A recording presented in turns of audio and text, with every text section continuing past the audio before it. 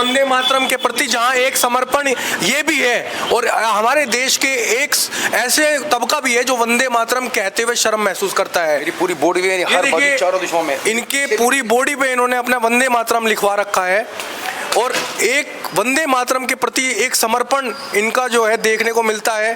ये देखिए वंदे मातरम, इन्होंने यहाँ पर भी अपने वंदे मातरम लिखवा रखा है। ये होता है देश प्रेम। अगर वंदे मातरम कहने से आज हमारे देश के कुछ लोगों को शर्म आती है, उनकी धार्मिक भावनाएं आहत हो जाती है, और फिर कहते हैं कि हमसे हमारी वफादारी का सबूत न मांगा जाए। अरे वंदे मातरम जीना मरना बोली हिंद जवानी है, वंदे मातरम जीना मरना बोली हिंद जवानी है, वंदे मातरम धर्म में अपना कहता हिंद का पानी है, वंदे मातरम धर्म में अपना कहता हिंद का पानी है। अरे फांसी के फंदे पर झूला वंदे मातरम का नारा, फांसी के फंदे पर झूला वंदे मातरम का नारा, देशद्रोहियों की छातियों में गोलियां मारने के लिए देश भक्तों को उत्तेजित करने वाला वंदे मातरम का नारा अब हर देश प्रेमी को जगाने का काम करेगा। जो भी देशद्रोही गद्दार, ये मदनी पदनी सदनी कोई भी होंगे, इन सबको ये वंदे मातरम की चिंगारी इनके राजनीतिक सूर्यास्त को खत्म करने के लिए अंतिम पड़ाव पर चल चुकी है। देशद्रोही कांग्रेस पार्टी द्वारा इस देश के अंदर पैदा की गई।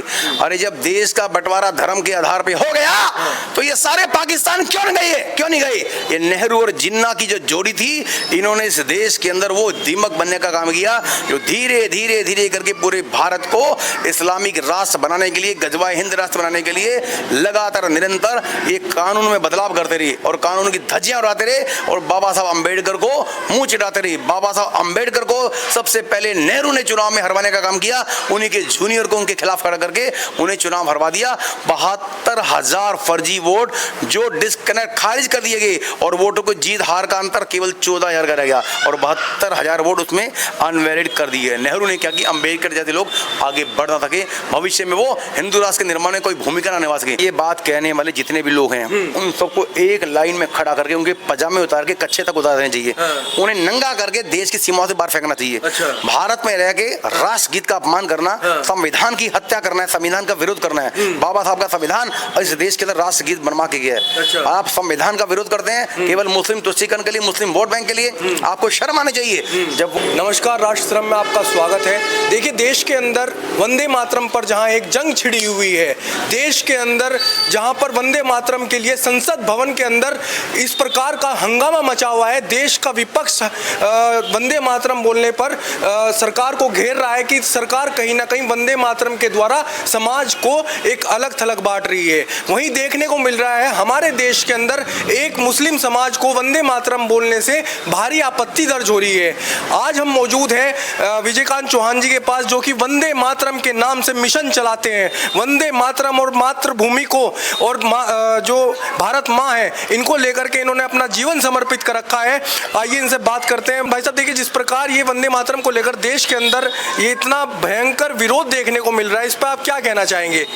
कहीं ऐसा ना हो ये धैर्य के हिमखंड गल जाएं, कहीं ऐसा ना हो ये धैर्य के हिमखंड गल जाए, सहज शालीनता के स्वर अंगारों में बदल जाएं। जिन्हें है विद्वेष वंदे मातरम से, कहो उनसे कि वो भारत की सीमाओं से बाहर चले जाएं, कहो उनसे कि वो भारत की सीमाओं से बाहर चले जाएं, वरना ये वंदे मातरम का शब्द लहू में तूफान ला देगा। ये वंदे मातरम का शब्द लहू में तूफान ला देगा। बस कुछ दिन और ये हर हिंदुस्तानी दिल में देश प्रेम का अंगार जगा देगा। ये वंदे मातरम का शब्द लहू में तूफान ला देगा।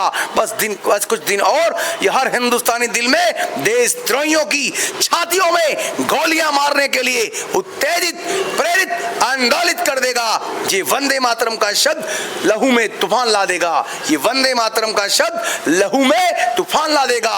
अरे वो वक्त, वो लम्हे कुछ अजीब होंगे, दुनिया में हम खुश नसीब होंगे जब वंदे मातरम मिशन के लिए हम शहीद होंगे। गूंजेगा नाम दुनिया में वंदे मातरम मिशन का जब फांसी पर झूलते हम क्रांति शहीदी वीरों के शरीर होंगे। मांगेगा मौत की भीख वो देशद्रोही जल्लाद गद्दार आतंकवादी।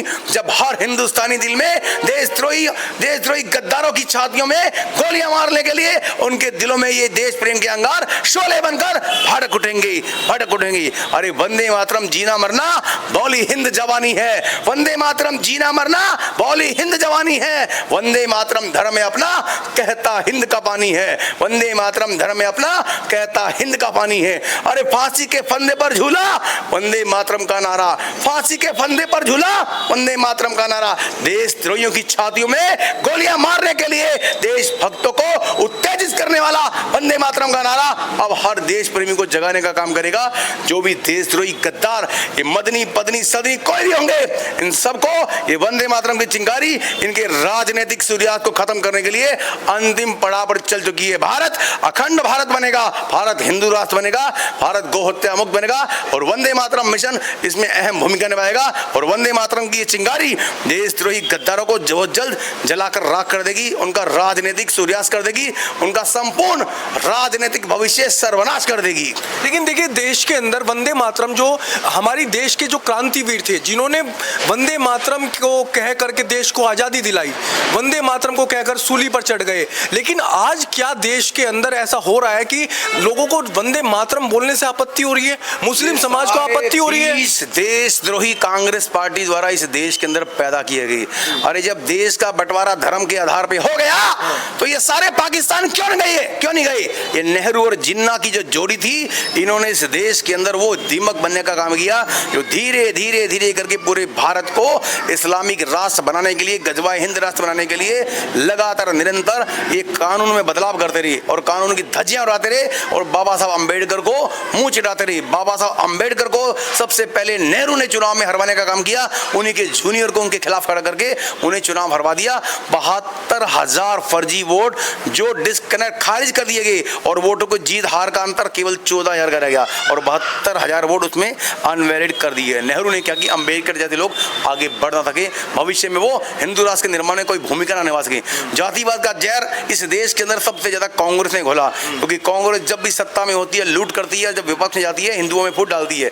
फूट डालो राज करो उनका नियम आज तक चल रहा है और ये अंग्रेजों का नहीं, उससे भी पूर्व मुगलों का टाइम चल रहा था। हमें मुगलों का इतिहास नहीं पढ़ाया गया, केवल अंग्रेजों के द्वारा कुछ घटित घटनाओं के सामने रखकर हम हिंदुओं को बरगलाया गया। हमारी मानसिक जो सोच थी उस ब्रेन को जो मैकाले की पद्धति थी उसको लागू करने के लिए पूरे देश के अंदर अभियान चलाया गया। खुद मैकाले क्या कहेगा कि भारत के अंदर जब तक अंग्रेजी पद्धति से पढ़ने वाले बच्चे पैदा नहीं होंगे, उनका शरीर तो हिंदुस्तानी होगा लेकिन उनका दिमाग जो है ब्रेन है वो अंग्रेजों का होगा। वो अंग्रेजी सोचेगा, अंग्रेजी बोलेगा, अंग्रेजी जैसे काम करेगा और हर तरह से वो दिनचर्या भी उसी अंग्रेजी जैसे हो जाएगी। वही उन्होंने करने का प्रयास किया। उसके ऊपर आगे का सारा काम कांग्रेस ने करना शुरू कर दिया। तो कांग्रेस, अंग्रेज और मुगल ये तीनों का मिक्सिंग कॉन्सेप्ट है। इन्होंने हमारे भारत के डीएनए को खत्म करने का प्रयास किया। भारत का जो डीएनए था क्षत्रियता का जो बीज यानी कि धर्म की रक्षा करने वाले, बेसहारा मजबूरों की रक्षा करने वाले, उनके डीएनए को तहस नहस करने का प्रयास किया।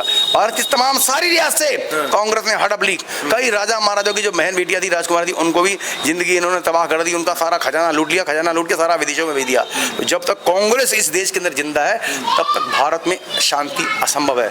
इस धरती पर शांति के लिए, भारत की शांति के लिए संपूर्ण कांग्रेस का सर्वनाश होना बहुत जरूरी है। भारत का इस असम, सिक्किम, नागालैंड, मणिपुर, बंगाल, केरल ये जितने राज्य आज अशांत दिख रहे हैं इन सब में कांग्रेस की मानसिकता शामिल है। कांग्रेस ने यहाँ जातिवाद, सांप्रदायिक तनाव पैदा करके भारत को तबाह करने का प्रयास किया।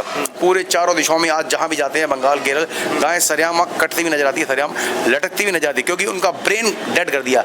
उनके नाम का आरक्षण तो ये सरकार से खा रहे हैं। मानसिक रूप से ये ईसाई या मुस्लिम बन चुके हैं लेकिन हिंदू बन के, हिंदू दलित बन के आरक्षण अब भी खा रहे हैं। लाखों करोड़ों अरबों खरबों का घोटाला है। इनके यहाँ पढ़ लिख के एमबीबीएस डॉक्टर भी जो आतंकवादी बन रहा है, कोई इससे पूछने वाला। ये लोग कहते हैं कुछ भटके हुए लोग हैं, अशिक्षित हैं, इनको रोजगार नहीं मिला। पूरी दुनिया का भारत एक अकेला ऐसा देश है, संयुक्त राष्ट्र के अनुसार केवल उस देश के अंदर वो ही अल्पसंख्यक होता है जिसकी आबादी मात्र 1% है। आज ये 35-40 घोषित मतलब भारत में हो चुके हैं और अनघोषित तरीके से करोड़ों की इनकी जो आबादी है घुसपैठ की, रोहिंग्या, मुस्लिम की मिला के हमारे यहाँ 50 से सभी पार कर चुके हैं और अब ये अल्पसंख्यक की सारी सुविधाएं ले रहे हैं। जब तक इनका सारा टोटल का टोटल जो क्राइम करने वाला एक गिरोह है उसको तहस नहस नहीं किया जाएगा और क्राइम में शामिल होने वाले हर व्यक्ति का या तो ब्रेन मैपिंग नहीं होगा, उसका नार्को टेस्ट नहीं होगा, उसका डीएनए टेस्ट नहीं होगा, तब तक भारत के अंदर ये क्राइम खत्म होने वाला नहीं है और वंदे मातरम विरोधी मरने वाले नहीं है। कि हर वंदे मातरम विरोधी देशद्रोही गद्दार गो हत्यारे आतंकवादी भ्रष्टाचारी को बचाने के लिए सुप्रीम कोर्ट में कपिल सिब्बल, अभिषेक मनु सिंह जैसे देशद्रोही गद्दार एडवोकेट खड़े हैं। जहां भारत का सच्चा सनातनी राजकिशोर जैसा एडवोकेट कुछ गुंडे लोग उसे पीटते हैं, उसकी भावनाओं का दमन करते हैं, उसका अपमान करते हैं, यानी उसका अपमानित सनातन का अपमान करते हैं। जब तक सुप्रीम कोर्ट में बैठे इन जैसे गद्दारों को वहीं पे रहने वाले हमारे सनातनी हिंदू योद्धा अपने देश के मान सम्मान की रक्षा के लिए स्वयं मंगल पांडे बनकर उनको जवाब नहीं देंगे, तब तक वहां भी शांति होने वाली नहीं है। क्योंकि ये जड़ इस वक्त भारत में कोई भी अगर क्राइम हो रहा है उसको बचाने वाला सुप्रीम कोर्ट के पिट्ठू खड़े हैं। अच्छा। जो पैसे के लिए बिकते हैं और उनको पैसा सऊदी अरब से, पाकिस्तान से, चाइना से, अमेरिका से और अन्य कई ऐसे जो भारत विरोधी कंट्री वहां से, तुर्की से मिल रहा है। आप देखो एक सच्चा हिंदुस्तानी जो धर्म के लिए रक्षा करता है, देश के लिए काम करता है, जो अपनी माँ बहन बेटी का मान सम्मान की परवाह की बगैर भूखा पैसा काम करता है, अगर वो पकड़ा जाता है उसके बाद आज की डेट में जमानत के लिए पैसे नहीं है, उसको जमानत ही नहीं मिलती, वो जेलों में सड़ रहे हैं, उनकी कोई पैरागोरी करने वाली है, उनके ऊपर तुरंत कार्रवाई हो रही है। कारण क्योंकि हमारी ऐसी कोई संगठित टीम ही नहीं है, हमारा कोई ऐसा संगठित एक संगठन ही नहीं है जो ऐसे बच्चों, ऐसे युवाओं को, ऐसे हमारे नवयुवकों को बचाने का काम कर सके। तो भारत को चाहिए जैसे वो जकात निकालते हैं, जकात के लिए अपने लोगों को भेजते हैं, ऐसे हर हिंदू घर से एक योद्धा देश और धर्म के लिए दान किया जाए। गुरु गोविंद सिंह महाराज जी के समय में हमारी परंपरा थी, हर हिंदू घर से एक सिख युवक पैदा बना के देश को, धर्म को दान किया जाता। आज वो परंपरा खत्म हो गई है, सिंगल बच्चा रह गया, सिंगल बच्चा लड़ेगा, परिवार चलाएगा, माँ बाप की सेवा करेगा या व्यापार करेगा। इसलिए 4 बच्चे कम से कम पैदा कीजिए। 4 बच्चे जब तक पैदा नहीं होंगे तब तक वंदे मातरम तक हम अपने देश की कोई भी संवैधानिक चीज बचा नहीं पाएंगे। ना वंदे मातरम के विरोधियों को सबक सिखा पाएंगे, ना मंदिर बचा पाएंगे, ना बहन बेटी की रक्षा कर पाएंगे, ना हमने पर्व त्योहार बचा पाएंगे, ना ही हमारे देश का कोई ऐसा राष्ट्रीय चिन्ह बच पाएगा। क्योंकि 4 बच्चों का मतलब है 4 बहनें और 4 बच्चों का मतलब है आपके घर में 4 चाचा, 4 चाऊ, ताऊ, 4 मामा, 4 मासी, 4 भतीजे, 4 भांजियां, यानी कि एक ही घर के 100-150 लोग अगर आपके साथ कोई संघर्ष पंगा होता है तो आपका अपना खून जोर मारेगा। आपको बचाने के लिए 100-150 लोग आपके साथ थाने में खड़े होंगे, कचहरी में खड़े होंगे, आपकी जमानत खड़े होंगे। अब एक सिंगल बच्चा, भाई का रिश्ता खत्म, चाचा खत्म, ताऊ खत्म, मामा खत्म, मासी खत्म, बुआ खत्म, किसके लिए लड़ोगे, कहां तक लड़ोगे? 4 कंधे भी मिलना मुश्किल हो गए हैं। और ये सारा का सारा अपराध नेहरू और कांग्रेस ने किया। हिंदू मैरिज एक्ट भारत में जबरदस्ती लागू कर दिया, पटेल के जीते जी वो लागू नहीं कर पाए। जब तक पटेल जी जिंदा थे नेहरू ने पूरा प्रयास किया और पटेल जी की आके उनकी चलती नहीं थी। अगर मेरा आज मतलब एक बहुत मन की पीड़ा है मेरी, अगर हमारे कुछ देश के महापुरुष, हमारे राष्ट्र के कुछ महापुरुष उस वक्त वो गलतियां ना करते तो आज इतिहास हमारा कुछ और होता। सबसे भारी पहली गलती करी पृथ्वीराज चौहान ने, सुअर की औलाद मोहम्मद गौरी को, कुत्ते के बीज मोहम्मद गौरी को 16 बार माफ किया। क्यों किया? अगर उस वक्त उस कुत्ते के बीज सुअर मोहम्मद गौरी को गर्दन काट के उसकी टांगों के बीच में चीर के फाड़ के मिर्च मसाला लगा के कुत्तों को डाल दिया था, उसकी बॉडी को जला के उसकी रातों समुद्र में फेंक दिया था पहले ही आक्रमण ने, आज भारत का इतिहास कुछ और होता।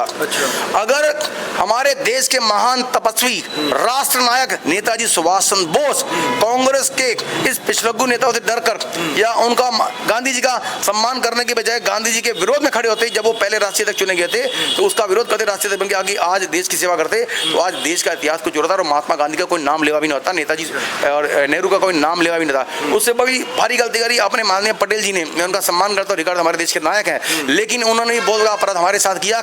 जब वो सर्वसम्मति से देश के प्राइम मिनिस्टर के पद के लिए चुने गए, उन्हें 28 वोट मिले और नेहरू जैसे अय्याज को केवल 2 वोट मिले।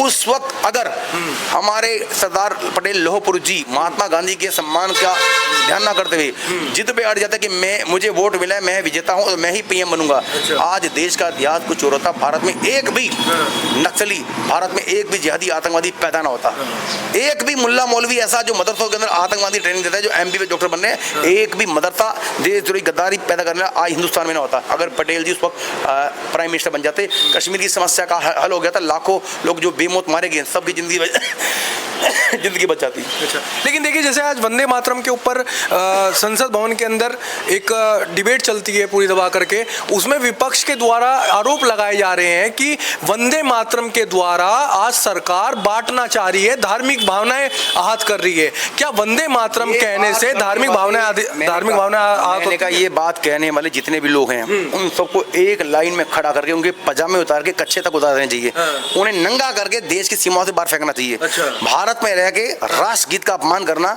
संविधान की हत्या करना है, संविधान का विरोध करना है। बाबा साहब का संविधान और इस देश के अंदर राष्ट्रगीत बनवा के गया है। अच्छा। आप संविधान का विरोध करते हैं केवल मुस्लिम तुष्टीकरण के लिए, मुस्लिम वोट बैंक के लिए। आपको शर्म आनी चाहिए। जब वो अपने मदरसों के अंदर कुरान भगाते हैं तब आपको संविधान की चिंता नहीं आती।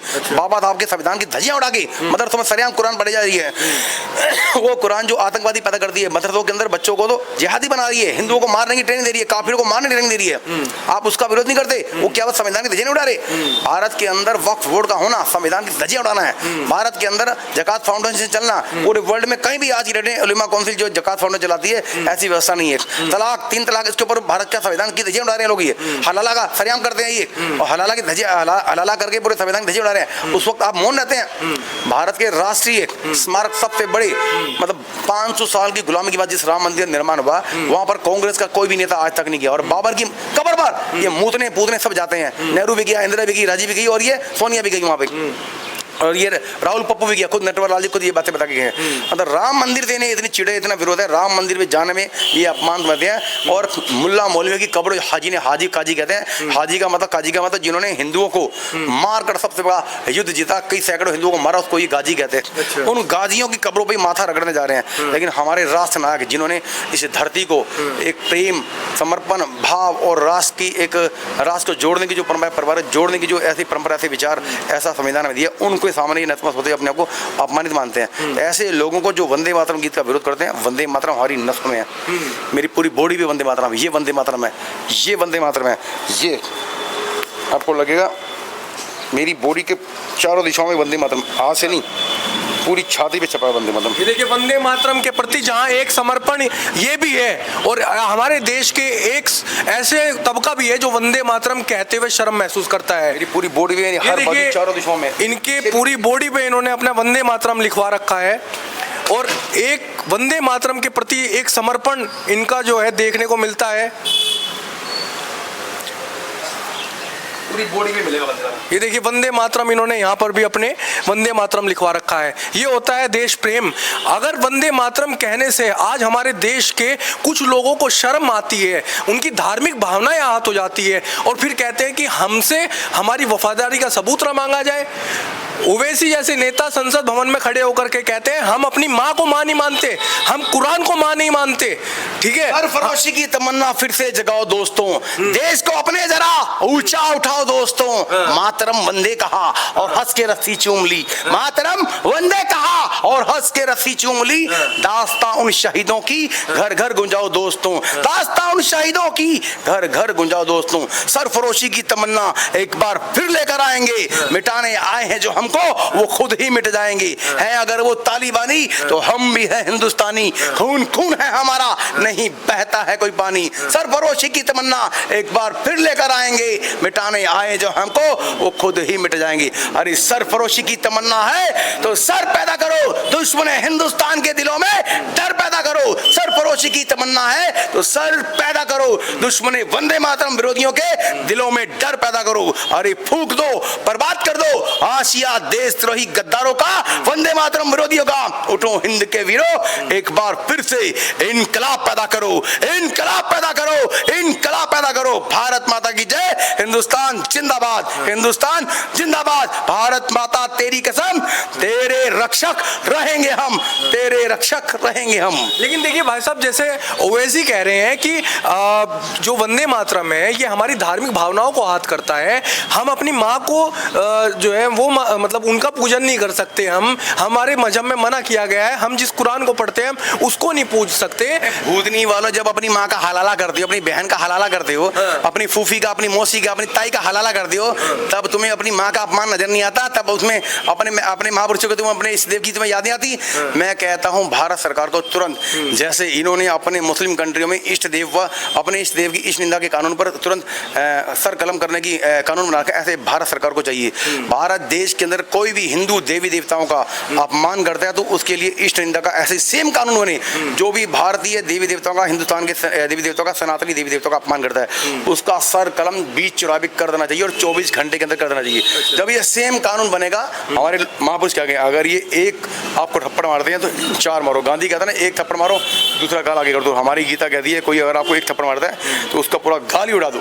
अहिंसा परमो धर्म कह के हमारे महात्मा गांधी ने इस देश के लोगों को, युवाओं को नपुंसक बना दिया। खुद तो अय्याश था, रंडीबाज था, महिलाओं के साथ सोता था और उसके बाद दिनचर्या की बात करता था। पता नहीं कितनी तरह की अय्याश, कितनी लड़कियों जीवन बर्बाद खुद गांधी ने किया। गांधी का अपना बेटा मुस्लिम बन गया था, गांधी का अपना बेटा अपनी बेटी का रेप करता था मुस्लिम बनने के बाद में हिंदू बना तो जाके वो बचा।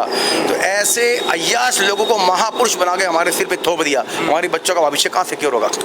तो जो भी इस देश के अंदर राष्ट्रगीत का अपमान करता है, राष्ट्रगीत का विरोध करता है, तो वो संविधान की हत्या कर रहा है। संविधान की हत्या के जुर्म में ऐसे लोगों को नंगा करके इसका कच्चा उतार के, सबका कच्चा उतार के इन्हें बॉर्डर पर फेंक देना चाहिए। तब इन्हें अकल आएगी कि हम जिस देश में रह रहे हैं वो देश कितना सहिष्णु है। यही अगर हरकत वो किसी अन्य मुस्लिम कंट्री में करते, वहाँ के राष्ट्र चिन्ह का, वहाँ के राष्ट्रगीत का, वहाँ के राष्ट्रगान का अपमान करते, तो इनका सर कलम करके फेंक देते। ये भारत के अंदर ही है जहाँ सेकुलरवाद का रोग इनको सिर चढ़ के बोलता है। जिस दिन हिंदू राष्ट्र के निर्माण करता अपने ओहदे पे आगे राष्ट्रवाद की भावना के साथ अखंड हिंदू राष्ट्र के निर्माण के बाद और जातिवाद भूल के केवल और केवल हिंदू राष्ट्र के भाव के साथ आगे बढ़ गए, ये सारे के सारे बॉर्डर छोड़ के अपने आप ही भागने शुरू हो जाएंगे।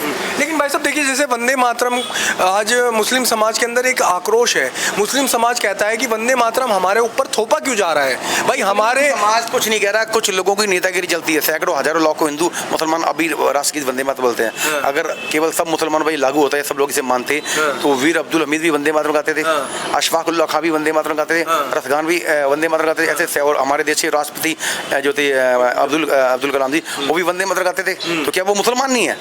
ये कुछ कठमुल्ले जो कटे हुए हैं, कुछ कठमुल्ले कटवे, केवल उन्हें ही वंदे मातरम का विरोध इसलिए करना है कि अगर मुसलमान वंदे मातरम गीत बोलना शुरू कर देंगे तो वो हिंदुओं से अटैच हो जाएंगे, उनके अंदर की जो कट्टरता खत्म हो जाएगी। उनकी कट्टरता बरकरार रहे, इसलिए वो वंदे मातरम विरोध करके मुसलमानों को टॉर्चर करते हैं, भड़काते हैं, उन्हें छेड़ते हैं, उन्हें उकसाते हैं, ताकि कोई भी मुसलमान गलती से भी हिंदुओं के संपर्क में आ गए हिंदूवादी ना हो जाए और वो अपना इतिहास याद ना करने लगे। वंदे मातरम बोलते ही उन्हें अपने पूर्वजों की याद आ जाती है। अगर किसी मुसलमान से पूछा जाएगा तेरी तीसरी चौथी पीढ़ी कौन सी है, तो ये कहेगा मेरे जो दादा के परदादा थे वो राम लखन थे, राम श्याम थे, या हिंदू नाम बताए, हनुमान जी थे, कुछ भी थे। लेकिन उन्हें ये बातें ना पता लगे, इसलिए उन्हें कट्टरता की भट्टी में झोंका जा रहा है। उस कट्टरता के माहौल से बाहर ही नहीं निकाला जाता। जो मुस्लिम बच्चे मदरसे बढ़ते हैं उन्हें टोटल और केवल काफिरों को मारना सिखाया जाता है। काफिरों को कैसे मारना है, काफिरों की पूज्य गोमाता को कैसे काटना है, काफिरों की पूज्य गोमाता का कत्ल कैसे करना है, उसका खून कैसे पीना है गाय का, ये सिखाया जाता है। हम कई दिन से लगे हुए हैं। कुछ लोगों के पीछे बहुत जल्दी आपको सूचना मिलेगी, हमने या तो हम मिट गए या हम शहीद हो गए या हमने किसी ने हमें उड़ा दिया या हमने किसी को उड़ा दिया। बहुत सारे ऐसे आतंकवादी देश के गद्दार हमारे पीछे लगे, हम भी उनके पीछे लगे हुए हैं। जिस दिन वो हमारे से चढ़ गए उन्हें कोई नहीं बचा, तो वो नहीं है, हम नहीं। देशद्रोहियों से कोई समझौता नहीं, वंदे मातरम विरोधियों से कोई समझौता नहीं, गो हत्यारों से कोई समझौता नहीं, आतंकवादियों से और गद्दारों से कोई समझौता नहीं। हम चाहते हैं कि जिस दिन हमें मौका मिलेगा सरकार बनाने का, ऐसे तमाम लोग, चाहे वो देशद्रोही हैं, गद्दार हैं, आतंकवादी हैं, भ्रष्टाचारी हैं, गो हत्यारे हैं, वंदे मातरम विरोधी हैं, उनको भारत की सीमा में बिल्कुल भी रहने नहीं दिया जाएगा। लेकिन अंत में आपसे एक क्वेश्चन और पूछेंगे। देखिए, मदनी जो है, मदनी ने एक बयान दिया था कि जो वंदे मातरम गाते हैं वो मुर्दा कौमें होती हैं। ये कहीं ना कहीं हमारे उन शहीदों का अपमान तो नहीं?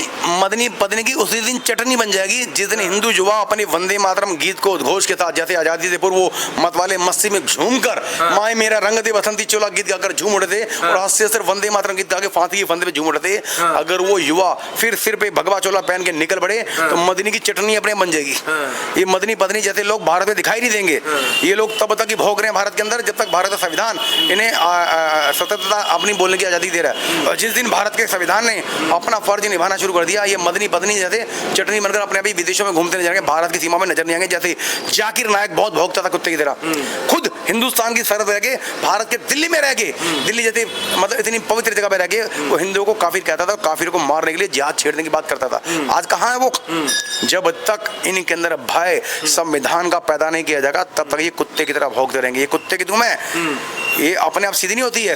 तो ये लातों के भूत हैं, बातों से मानने वाली हैं। इनके ऊपर संविधान का डंडा चलना चाहिए। और मोदी योगी से निवेदन, असम के जो मुख्यमंत्री से निवेदन, ऐसे तमाम लोगों को संवैधानिक रूप से पाबंद किया जाए, जेल की सलाखों में चला जाए और जो देशद्रोही गतिविधि होती है उनका समर्थन उनको तुरंत फांसी पे चढ़ा जाए। फांसी का फंदा हर देशद्रोही के लिए, हर गद्दार के लिए, आतंकवादी के लिए केवल और केवल 2 महीने या 1 महीने में तैयार होना चाहिए। जल्लादों की भर्ती की जाए, मैं सबसे बड़ा जल्लाद बनने को तैयार हूँ। इन गद्दारों को, आतंकवादी को फांसी देने के लिए मैं भारत का जल्लाद बनने को तैयार हूँ। भारत सरकार से निवेदन करता हूँ, मुझे कोई तनख्वाह नहीं चाहिए, मुझे कोई पैसा नहीं चाहिए, मुझे ट्रेनिंग दी जाए। इन तमाम सारे जल्लादों को जो जो वंदे मातरम का विरोध करते हैं गद्दार हैं, देशद्रोही हैं, गो हत्यारे हैं, भ्रष्टाचार का विरोध करते हैं और भ्रष्टाचारी है, आतंकवादी हैं जो आतंकवादी हमलों में शामिल आतंकवादी का समर्थन करते हैं। ऐसे तमाम सारे देशद्रोहियों का मैं फांसी पर चढ़ाने के लिए जल्लाद बनने को निःशुल्क तैयार हूँ।